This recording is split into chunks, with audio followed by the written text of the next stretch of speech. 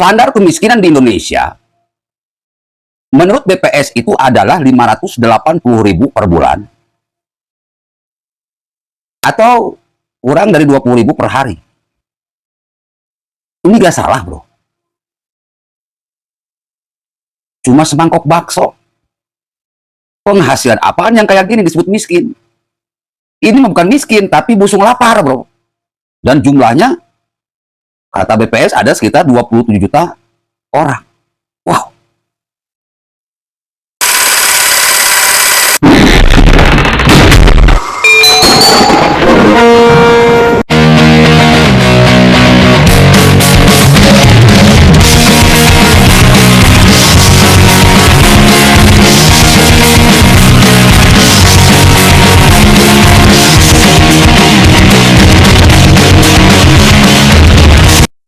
Assalamualaikum warahmatullahi wabarakatuh. Om Swastiastu, Namo Buddhaya, salam kebajikan, salam rahayu, selamat datang, selamat berjumpa lagi bersama Gus A. Maung, Wali 10, Satwa Kuningit. Saatnya kita melakukan revolusi total, revolusi otak, revolusi akhlak, revolusi mental kepada rakyat Indonesia dari Sabang sampai Merauke, dari Mariana sampai Pulau Rote, dari dalam Indonesia hingga keluar Indonesia. Mari kita bersatu, kita berdaulat, kita tegakkan keadilan, maka akan tercipta kemakmuran. Ingat bahwa rakyat itu bos di negeri sendiri. Tidak boleh jadi budak di negeri sendiri. Pemerintah itu pelayan rakyat, bukan rakyat yang sebagai pelayan pemerintah. Saat ini kita akan bahas tentang standar kemiskinan Indonesia yang bikin kita ngakak, bro. Pantesan gitu, antara data statistik dengan kenyataan jauh panggang daripada api. Standar kemiskinan di Indonesia menurut BPS itu adalah 580.000 per bulan atau kurang dari 20.000 per hari. Ini gak salah, bro. Cuma semangkok bakso. Penghasilan apaan yang kayak gini disebut miskin? Ini bukan miskin, tapi busung lapar, bro. Dan jumlahnya, kata BPS, ada sekitar 27 juta orang. Wow. Sesuai pasal 27 Undang-Undang Dasar 45, bahwa negara berkewajiban memberikan penghidupan yang layak kepada rakyatnya. Berbicara masalah penghidupan yang layak kepada rakyatnya, maka berbicara pula masalah pendapatan yang layak kepada rakyatnya.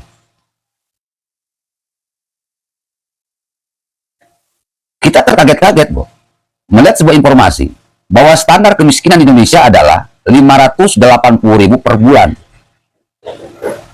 atau 17.800 per hari. Baru dikatakan bahwa rakyat miskin. Ini gak masuk akal. Berarti pemerintah tidak mengerti apa itu miskin, apa itu melarat, apa itu kelas menengah, apa itu kelas atas, kelas kaya.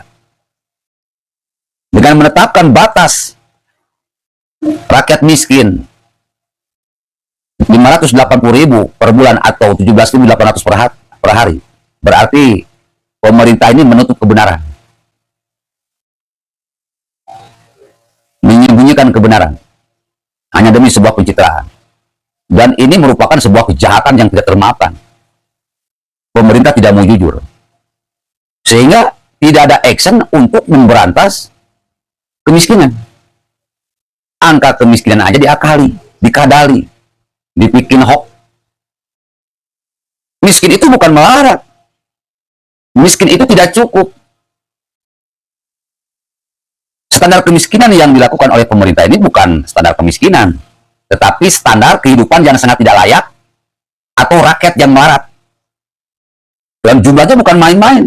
Kurang lebih 27 juta rakyat Indonesia hidup dalam kemelaratan, hidup dalam sangat tidak layak atau busung lapar.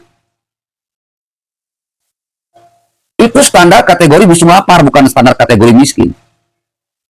Standar kategori miskin itu di bawah 300.000 per hari atau di bawah 6 juta per bulan. Jadi kalau ada rakyat Indonesia berpenghasilan di bawah 6 juta per bulan atau 300.000 per hari, maka mereka dikategorikan miskin. Hidupnya tidak cukup, serba kekurangan. Apalagi kalau banyak anak, tambah repot.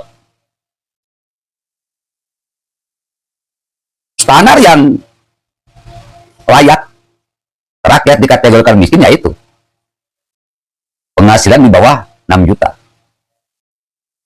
Standar kehidupan yang layak untuk rakyat adalah di atas 6 juta. Saya kira kalau standar kemiskinannya sesuai realita, mungkin angka kemiskinan Indonesia bisa mencapai 70%. Yakin kok. Penghasilan rakyat Indonesia di bawah 6 juta itu angkanya mencapai 70%. Demi revolusi, demi perbaikan.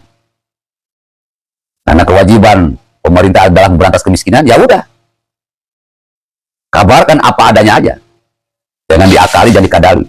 Sehingga kita bisa kerja benar-benar sungguh-sungguh untuk memberantas kemiskinan. Nah, kalau sekarang standar kemiskinannya bikin kita ngakak. Karena itu bukan standar kemiskinan, tetapi standar kemelaratan.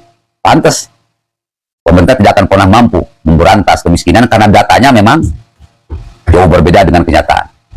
Dan standarnya terlalu rendah. Bapak, Ibu, hadirin pemuda-pemudi sebangsa setanah air. Tugas pemerintah adalah mensejahterakan rakyat, suka tidak suka, senang tidak senang. Tugas utamanya itu. Bukan berarti tidak boleh membangun infrastruktur, boleh-boleh saja. Tetapi harus fokus kepada tujuan utama, mensejahterakan rakyat. Dan pemerintah harus jujur, jangan memanipulasi data dengan statistik. Kemukakan aja apa adanya. Saya yakin kok bro, rakyat Indonesia itu 70% berada di garis kemiskinan.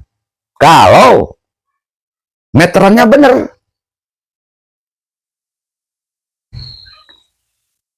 Seperti saya bilang, 6 juta ke bawah akan termasuk ke dalam golongan orang-orang miskin. 6 juta ke atas masuk ke dalam kelompok orang-orang yang layak. Penghasilan 1 juta per bulan, 2 juta per bulan, 3 juta per bulan, 4 juta per bulan, 5 juta per bulan. Masuk ke dalam kelompok miskin. 6 juta, 7 juta, 8 juta ke atas. Masuk ke dalam kelompok penghasilan yang layak. Gak apa-apa malu-malu dikit pertama. Rakyat miskin di Indonesia 70%. Gak apa-apa. Jadi kita semangat kerjanya, bikin program yang bisa mempercepat kesejahteraan rakyat dengan penghidupan yang layak, di mana rakyat punya pendapatan yang layak. Bagaimana caranya meningkatkan rakyat agar punya pendapatan yang layak? Ketika sekarang banyak perusahaan yang bangkrut, PHK di mana-mana, usaha susah. Ya tidak ada cara lain dengan cara menggerakkan ekonomi kerakyatan. Berbicara masalah ekonomi kerakyatan, berbicara masalah modal usaha. Suntik aja rakyat dengan modal usaha. Seperti saya bilang, 500 juta per kakak atau per orang. Kalau nggak sanggup 100 juta per kakak atau per orang. Kalau nggak sanggup 50 juta per kakak atau per orang. Yang penting ekonomi kerakyatan bergerak dulu. Kita kasih dananya, kita kasih ilmunya, kita permudah usahanya dengan melahirkan undang-undang usaha khusus. Kalau pemerintahnya benar-benar fokus kepada ekonomi kerakyatan, yakin rakyat akan punya pendapatan yang layak di atas 6 juta lah. Sehingga penghidupannya layak. Dimana selama ini pemerintah Indonesia tidak pernah fokus kepada ekonomi kerakyatan mati suri. Kesannya itu pemerintah kita pengen cari untung ladang enteng. Tidak mau berkeringat, tidak mau jungkir balik. Karena memang menjalankan ekonomi kerakyatan tidak mudah, sangat sulit. Resikonya besar. Yang namanya pemimpin harus ambil resiko dong. Dan tidak boleh gagal. Kalau saya berani bro. Jangankan 50 juta per kakak, 500 juta per kakak berani. Dan harus sukses. Kalau sukses, wow. 5 tahun Indonesia bisa menjadi negara maju, di mana ekonomi kerakyatan bisa menghasilkan devisa yang luar biasa untuk mengisi lumbung dolar, sehingga program-program yang lain bisa berjalan dengan lancar. Makanya pemimpin tidak hanya cerdas, tidak hanya pintar, punya nyali, ahli strategi, visioner, revolusioner. Harus matang luar dalam, wawasan nasional dan internasional harus luas. Assalamualaikum warahmatullahi wabarakatuh.